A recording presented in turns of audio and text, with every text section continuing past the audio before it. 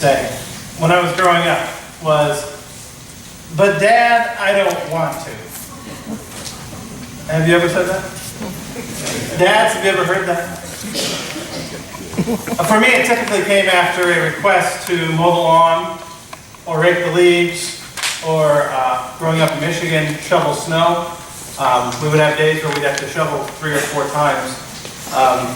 But it never came as much or as passionately as when my dad signed me up to play soccer. Sorry, honey. My wife played college soccer. She loves soccer. It's not that I don't like soccer. It's just that I don't like running. And my dad signed me up to play soccer when I was younger, and I was very bad at it. And luckily they let me play goalie because I was the whitest kid in the county. But oftentimes I would say to my dad, "Dad, I really don't want to. Dad, please don't make me. Dad, I really don't want to." And I think that's kind of the attitude that I would expect Jesus might have had. I'm assuming that there's a point in eternity where God the Father said to Jesus, "I have an idea." And Jesus said, "Oh, what's that?"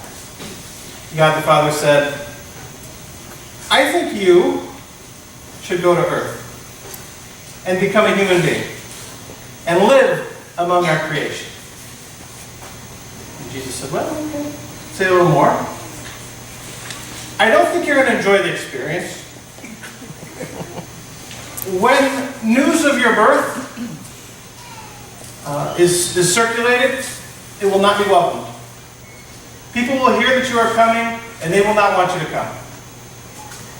When your mother is ready to give birth, she will not be welcomed anywhere. As a matter of fact, you will be born in a barn. And after you are born, you'll be placed in a manger. And animals are going to stare at you and wonder who you are and what you're doing in their feed dish. And you're going to have to depend on humans.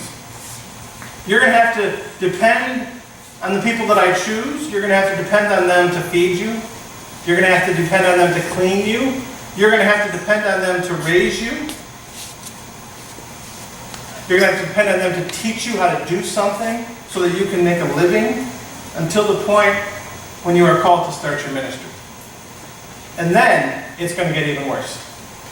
Because some will follow you, but others will hear what you have to say and not like it.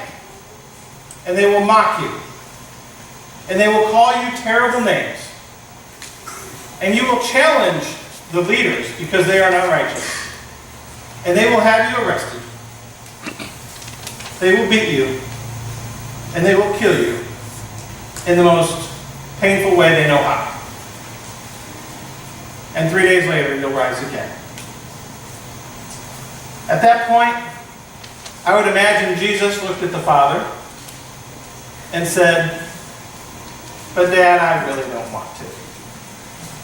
That does not sound like a lot of fun.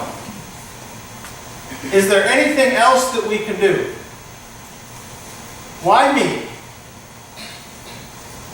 And the Father will look at the Son and say, "If we don't do it this way, how else will they know that wherever we are, they are always welcome?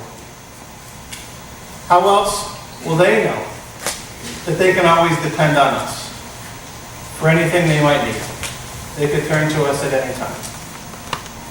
And how else will they know how much we love them?" I would imagine Jesus looked at his Father the way I so often looked at mine. "Well, Dad, I guess you're right. Merry Christmas."